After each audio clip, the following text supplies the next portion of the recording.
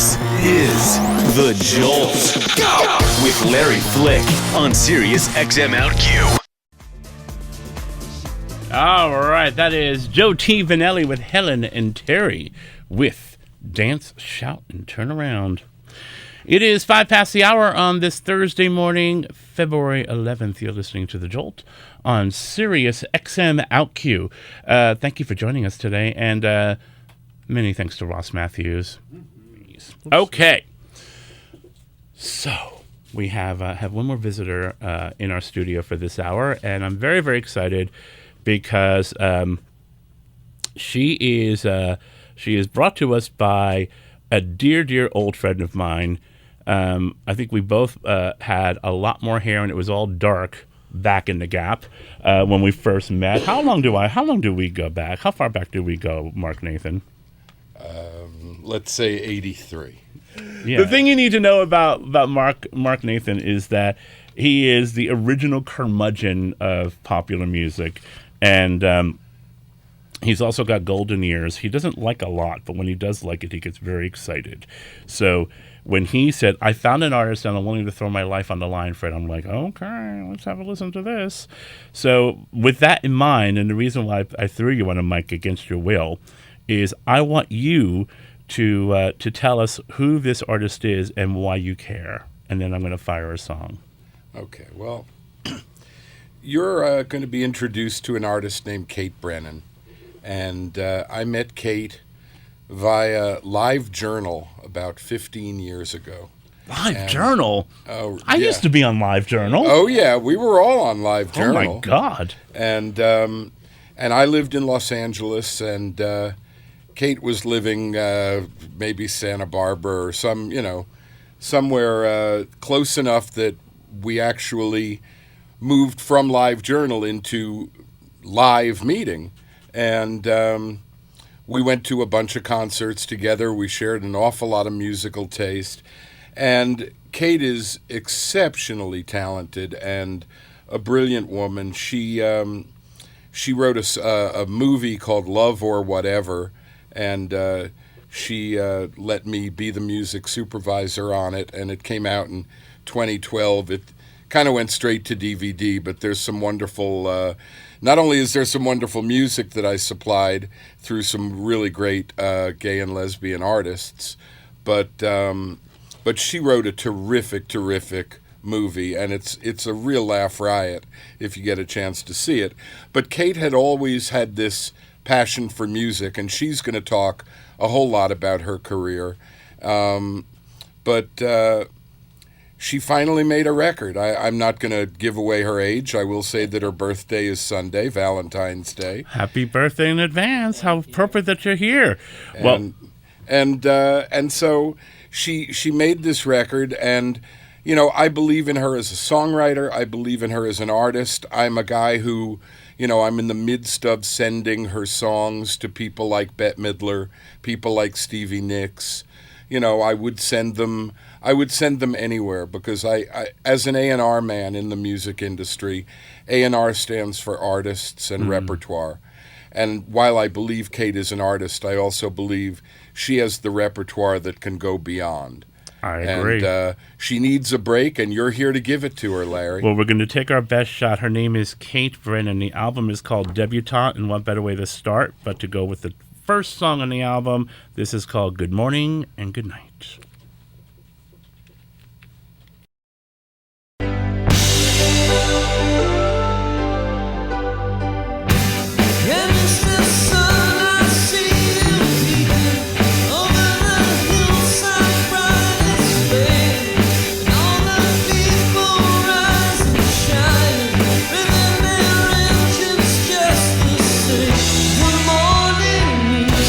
Sharing viral video.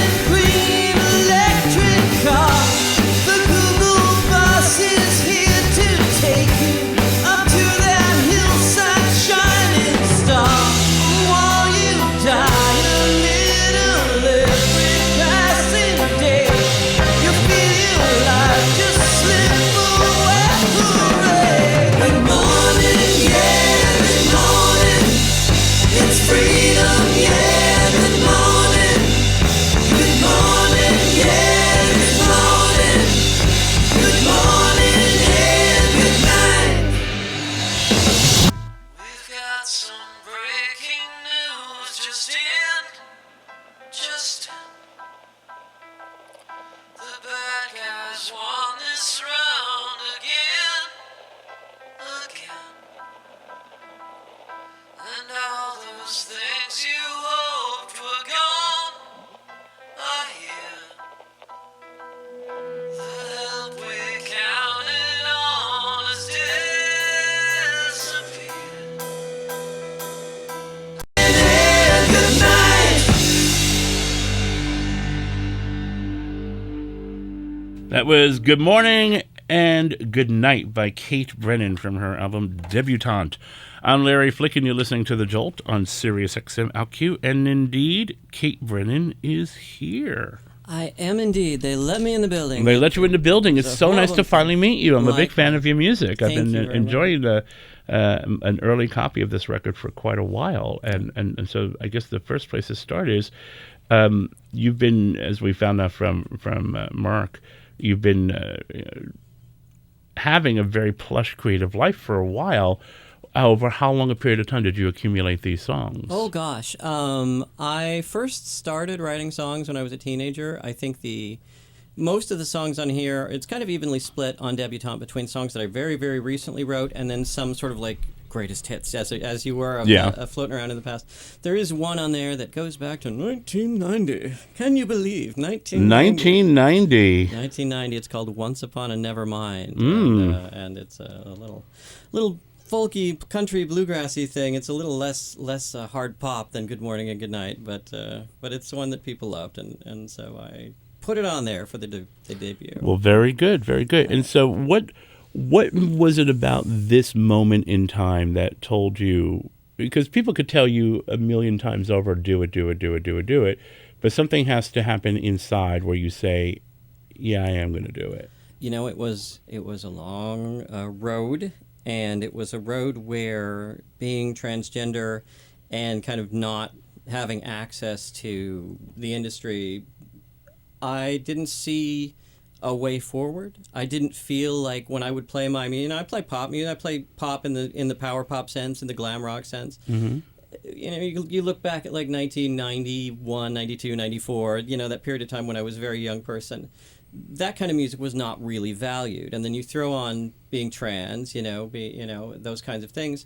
You're not going to get a lot of message from people, especially when you're in Arizona, which is where I started out. We want more of that. No, it's more, there's going to be bonfires, pitchforks, run you out of town on a rail. Yeah. So it was something that I eventually, after some rejection, some difficulties, I began to do more as a thing. I have these songs that come out of me. I think they're beautiful. I will record them, and I will stick them in this drawer over here where no one can hear them.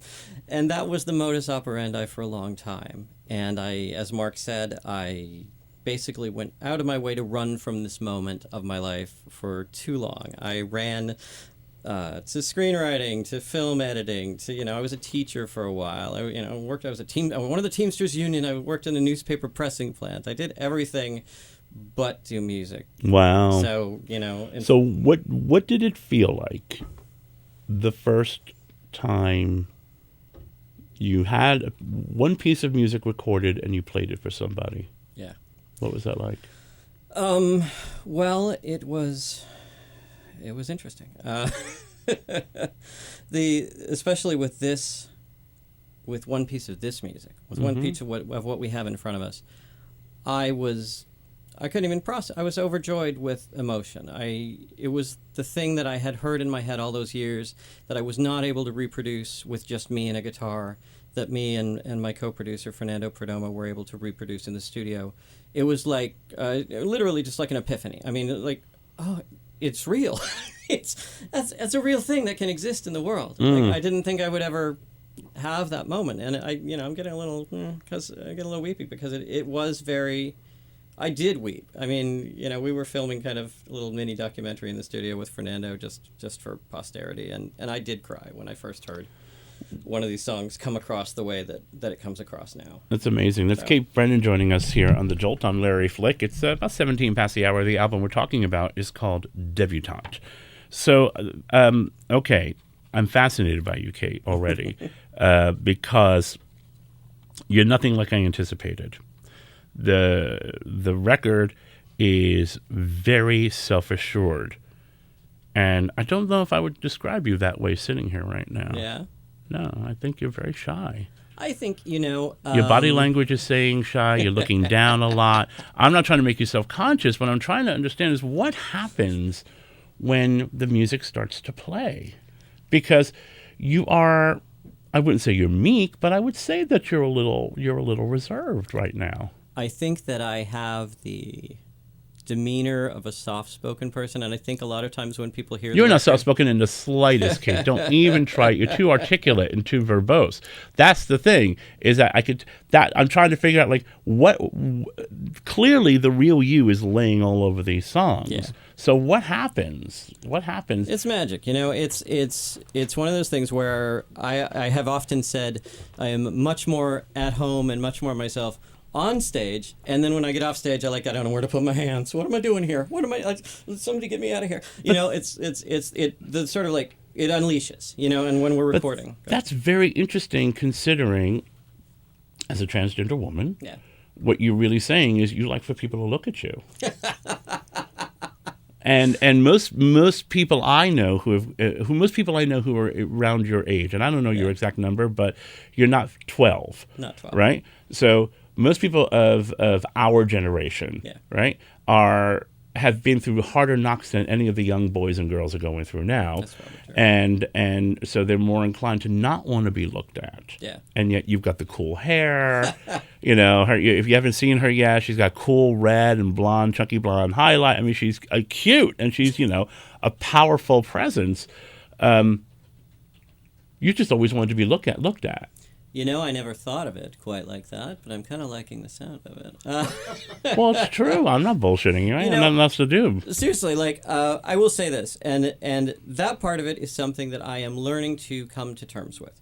The part of it where it is actually me, the person, Cait Brennan, standing before people singing, or on the cover of an album, like that part is something that I'm struggling, and that is one of the reasons that it took me so long, because I couldn't. But you're so cute. See, I didn't feel cute, and when I was, Do you think you're cute on this cover? Yeah, I think I'm okay on the cover. Oh my gosh, she's hot on this cover. Look at her. It's one of those things.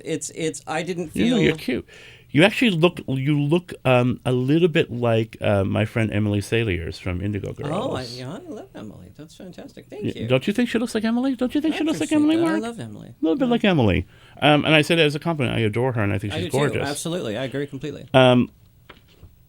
I'm fascinated by you, but let's play another song for people. Yeah. Okay? The album is called Debutante, Darling.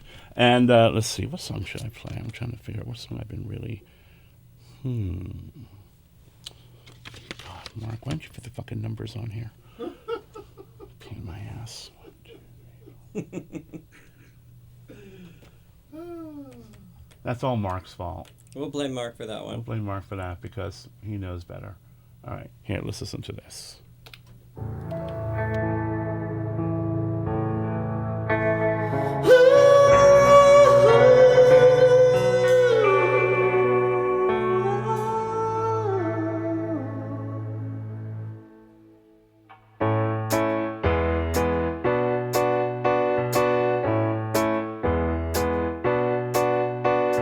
Father McKenzie, cold and all alone.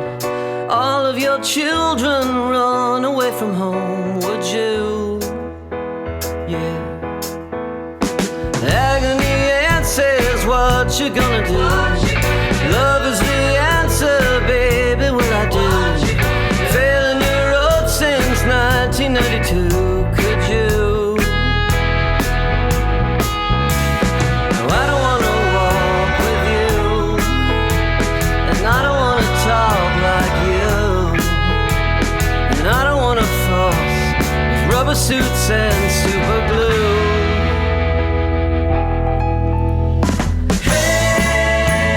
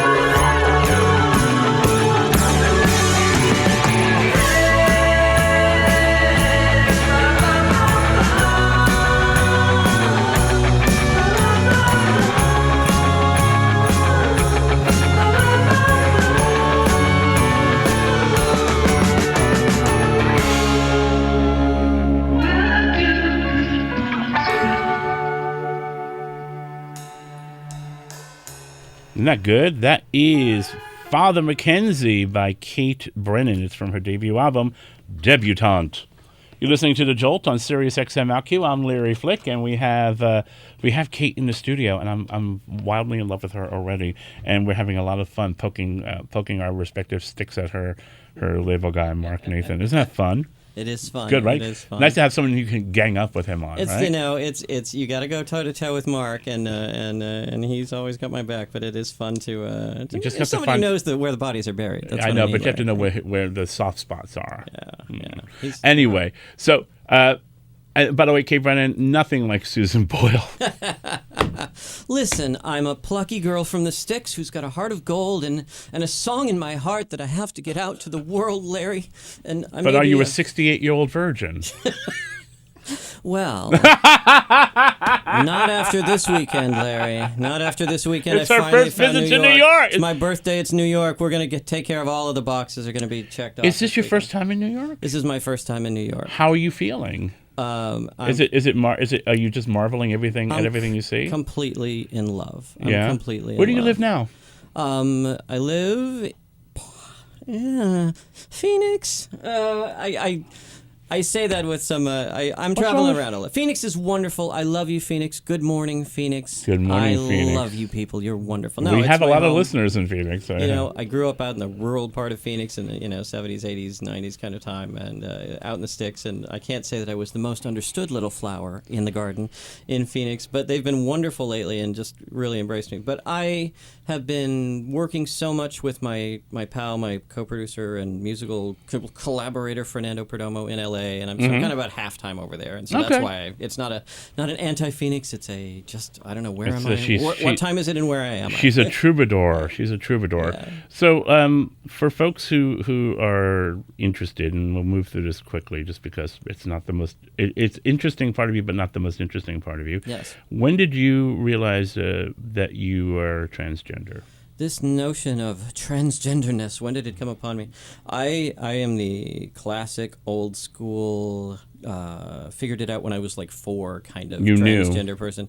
I knew right away, when I was like 4 or 5 years old. Did you declare it? I declared it. And I got thoroughly whooped up periodically. No, it was okay. I actually was I need to be, clear that I was very, very fortunate. I started kind of an unconventional home life. I lived with my mom, but then, I also lived with my great-grandma for a while, kind of got shuttled around a little bit, and we did not have the kind of, like, traditional family structure where there were so many expectations laid on me that I must grow up to be this way. So when I started to be who I am, there was some confusion, but my mom, from the get-go, has always said, you do whatever you need to do. I want you to be happy first and foremost. And well, so that's many people pretty don't have that. amazing. And so like I kid and talk a little bit about being kind of out in the rural area and rednecks and stuff. But my mom was there all the time, and to this day, whatever I want. You want to be an astronaut, Cait? We'll get you into astronaut school. Whatever you want to do. She's been there, and I really appreciate that. And that kind of thing, and also not having sort of like a strong male role model. You must be manly, Katie. You must be manly. I sort of began in probably like 13 to sort of like move towards being trans, and by the time I was probably 17, last year and a half of high school, I was really giving them headaches at high school, signing my, basically my current name rather than my birth name on tests. And they were, what is this? And what did you check the F box? I'm like, well, figure it out, Einstein. I think, I had my reasons. What's so funny is, to my mind, how lucky, because I wasn't able to figure it out unequivocally until I was about 19, and I came out when I was 20. Yeah. And even though back in my day, we're talking like the late 70s when that all happened, that was considered young then. I still think about it as lost time because I didn't get to enjoy boyhood in a very free way. But it sounds like, despite the struggles, you were always a girl. I was, and I don't want to overstate that it was easy, because of course it wasn't. And no, of course that not. I had my doubts, or that I didn't have those moments where I'm like, I can't do this. I've got to find a way to be a manly man. I've got to fit in. I've got to be a man. I've got to be a dad, a man. And like, no, you can't do that crap, Cait. Get over it. Like, those moments would come, but then I would just laugh. I mean, the sense of humor that like sort of exerts itself in my lyrics and in my movie writing, whatever, it's in my life. I can't take myself seriously. I can't, I have those moments of doubt and fear. Like I need to blend in, and like, but I would look in the mirror and I would go, where are you gonna hide that, honey? You might as well just, be yourself and let the chips fall where they may. And well, thank goodness you did. To do that. Yeah. Thank goodness you did. Again, it's Cait Brennan joining us here. So the other very, very strong impression I'm getting as we're talking is that you are enormously articulate. And you're like that even in your music, but I wouldn't say that you are wordy. You just have a lot to say, and you're very clear in how you say it. How do you measure the economy of words in your songs? Yeah, as a lyricist, I should be more focused on craft than I am, but I look at my songs, I don't know, supernatural is not the right word, but they come from this subconscious place. Basically, my technique when I write songs is I'll be doing some other thing, like watching television or, whatever, or, drawing a building or something. And I'll suddenly get this weird sense, oh, there's a song. I got to run and grab a tape recorder. I grab the tape recorder and I start to sing whatever comes out of my mouth. I've done this since I was like 5. I just start singing whatever words come out of my mouth, and it's almost like I consciously don't even have any say in it. It's just coming out of my mouth, and my best thing that I do is to get the heck out of its way and let it come out. And then, like I have a song called Madame Pompadour, which is on the album, and I'm writing that song, I'm humming along, and just singing it, and I don't know what that means. And then finally I get to the grand chorus of this new song that I'm writing. I'm like, lash me to the mast, Madame Pompadour. I'm like, what? Like, lash me to the mast, Madame Pompadour. I don't know what that means, but what I've learned, write it down anyway and go with it. And so in terms of the economy of words, I try to stay out of my own way. When I get something like that, I try to trust it. I try to tell the story that it wants me to tell rather than try to direct it. And, I'm very, on that same note, I'm more obsessed with the sound of the syllables and the words as they come out of my mouth than I am about the meaning of the words. Mm-hmm. Does it sound good when you sing it? And if it does sound good when you sing it, that is what I don't say, no, I must make that make sense, or no, I must change your that word. rings with the melody and the tone. Does it as a vocalist, does it mellifluously come off of your tongue, right? Or is it clunky? And as long as it sounds good, I don't care if it makes sense. So to all of that then, do you ever think, and we may be going in an area where we part ways with the way we look at the world, but I'm curious to know, do you feel like you were put here for a reason? I do now. I didn't feel that way for the first 40 years of my life. Really? I felt lost for the first 40 years of my life. And this whole process it's been very emotional. It's been, like I said, I ran from the moment for a long time. I didn't trust that anyone would care. I didn't trust that anyone would get this music, or that, and it was almost unbearable, the thought that I would, excuse me, that I would do this and that no one would care. It was almost just, I've got to go be a bricklayer or something else because I can't take the possibility that moment might exist. But I came, with the help of Marc Nathan and with the help of Fernando Perdomo and some of the other people in my life, I slowly came to realize that people did care. And Fernando is a man that I met. He's a young guy. He's about, in his early 30s, and he's a power pop musician. I met him at random chance at a show that I did in Los Angeles at International Pop Overthrow. He was the act after me. A giant bowler hat, a giant black suit, a giant black beard, and a toy piano. I was sold the minute I set eyes on him. And he loved my songs too, and he said, you have to make an album. And it took him 3 years to talk me into it. And when I dared to open that up and have people respond to it, that this moment could occur, and that people would slowly hear it and love it.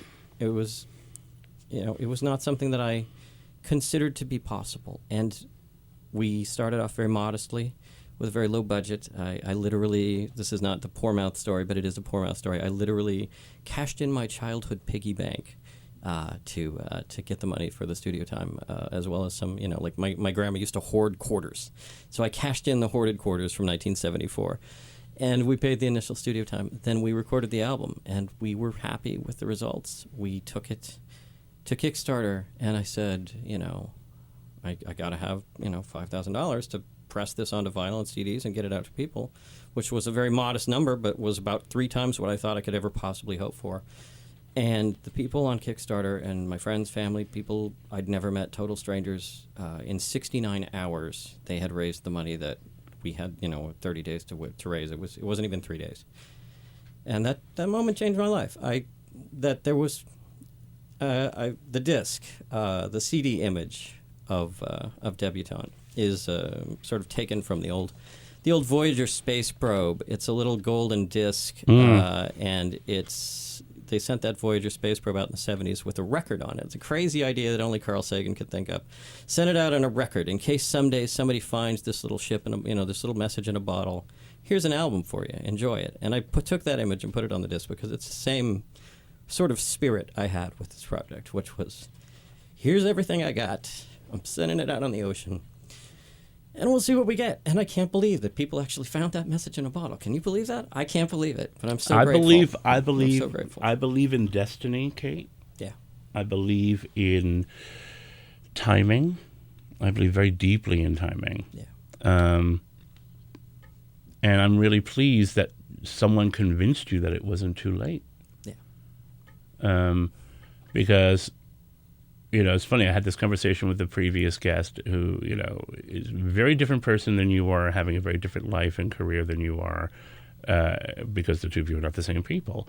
And yet, I connect very deeply with both of you because the one thing that the three of us have in common is that we're all a little bit older, and we may be, despite everything around us telling us the opposite, may be about just really hitting it for the first time. Yeah, I like to think that. And I do believe in timing. And, it's no secret to a lot of the people who are listening to this show right now, Cait, that this show goes off the air permanently tomorrow. I heard about that. I get to start a new show in a new life, in a new world that has potential to be hugely important, and I'm very grateful for that. But these walls have been my home for 13 years. Yeah. And a lot of very special people have come into this room for the first time. And it's significant to me as we're talking. And it was significant to me before you even arrived. I intentionally moved you, ask Patty and Mark. It moved you from an earlier birth in the schedule because I suddenly felt like I needed more time with you than we originally booked. It's significant that you're probably our final guest. Wow. Well, we have friends and family who will be here tomorrow as part of our farewell. Yeah. But you're our final guest. You're the final person I'm going to sit here and talk about their art with in this capacity. Yeah. And it's significant. It's significant that you are a woman of your age. It's significant that on an LGBT station, you're one of the letters. But we didn't open with the T because I could give a fuck about what you got under your clothes, girl. Me too. That's you know what I mean? I could give a fuck. If the record ain't good, you ain't getting in my room. Exactly. Right? The record's hot. I don't care what you got. It's significant as we're talking. I feel like I was guided to you to be my last interview on this station. Well, I appreciate that. It's meaningful to me, too. And those kinds of timing and coincidence and strange things like that have been with me since the moment I decided, yeah, I'm going to do this. I'm going to risk it. I'm going to go for it. And that's it feels like, there's something helping you, someone looking out for you. I believe in that very much, Cait. Not everybody does, but I do. I do too. And I believe that you had to live all the years and lived through all the stuff that you had to go through in order to be available right now. You probably would have fucked it up in your 20s. So I have said that a million times. You would have blown it, girl. I would have blown it. You wouldn't have written these songs. Yeah. They would have been shit. Or maybe they would have been great, but I don't think so. I don't know whether they would have. I don't think I would have lived 20 minutes. I don't think I could have handled. I was not at peace with myself. I was not able to handle, when you're young. And you guys know the record industry and what the record industry is focused on. It's focused on hits. It's focused on youth. It's focused on popularity. This, for me, let me be frank with you. What is it? 2 years ago, I was playing a festival in a small town in Arizona. It's a 3-day festival. I was playing a song, and my little hand here that does the fretting didn't fret. And I'm like, what's going on with this? What's going on with this? And so I made jokes. Like I make jokes about everything. That's how I survive life. I made jokes. I went to the doctor. The doctor's like, well, it looks like you got Parkinson's, but you're way too young for that crap. I went to another doctor. They're like, yeah, you got Parkinson's. You're not too young for that crap. And I was a little sick at that point because we hadn't started treatment, and it felt like oh, it's all over for me. That's ball game. And they got me into medication. I can do handstands. I'm good forever. But it was a moment where I realized, okay, this thing that I've been, not just the music, but just in general, my life in general, this is not infinite.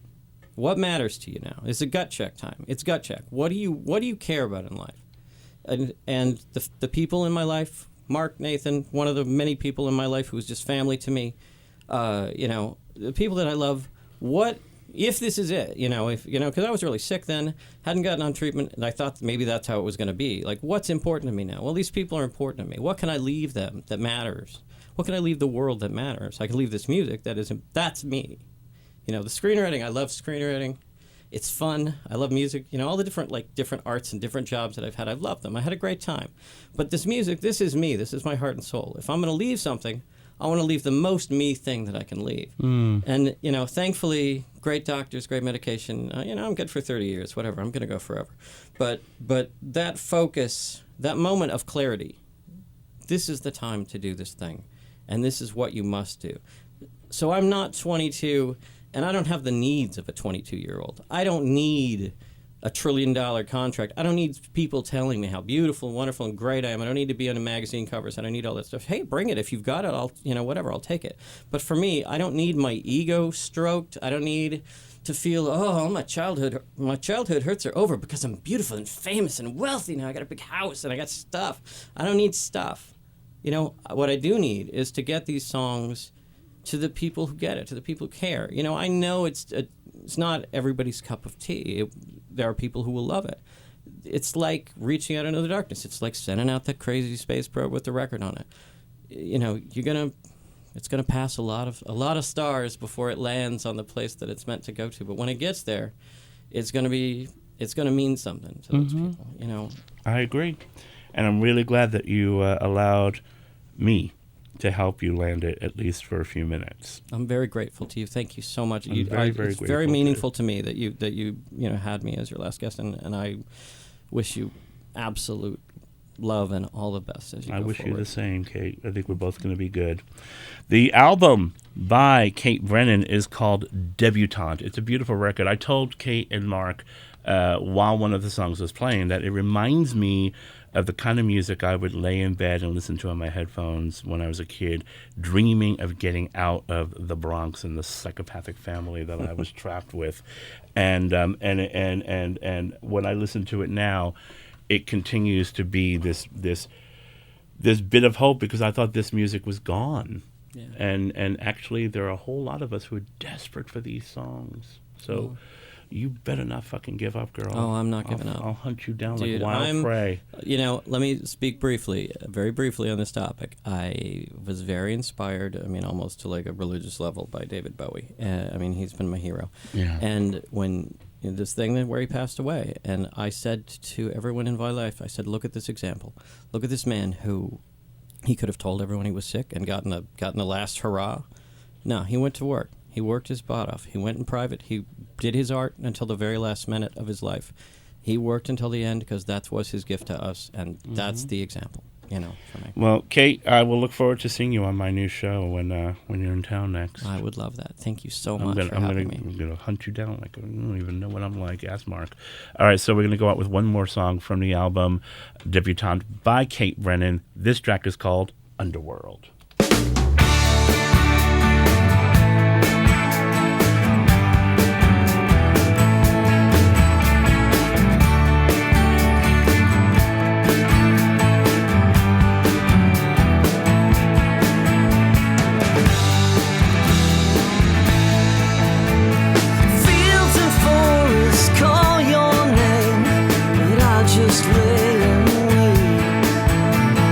Traps and schemes come in your dreams, and I am just the base on the edge of town. I will pull you down to the underworld, to the underworld, to the underworld.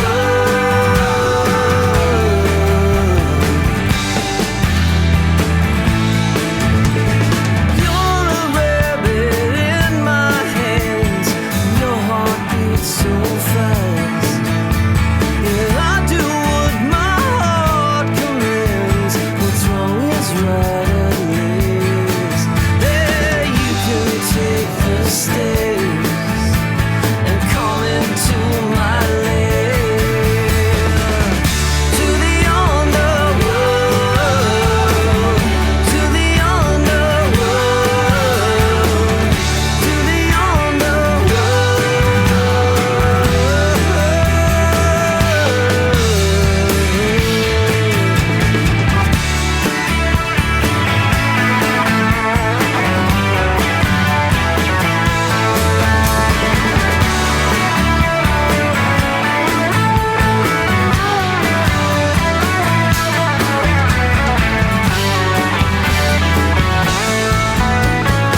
I am nature's daughter, and I'm living beyond the sun. No more than what you barter with the souls of everyone. I do all those things you feel. I can't just watch and wait. And I love all the things you love and hate those things you hate.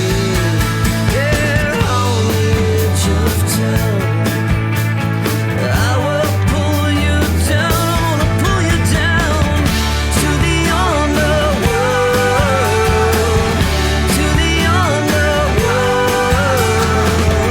to the underworld.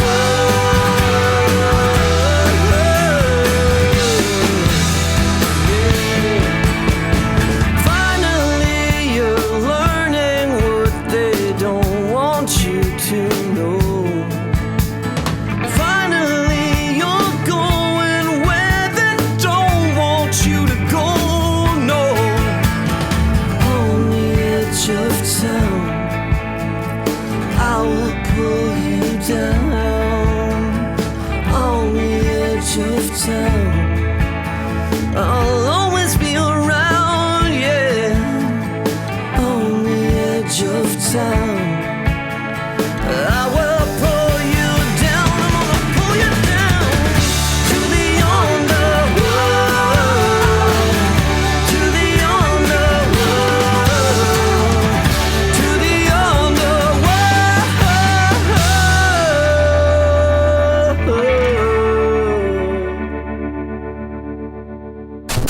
You're listening to The Jolt with Larry Flick on SiriusXM OutQ.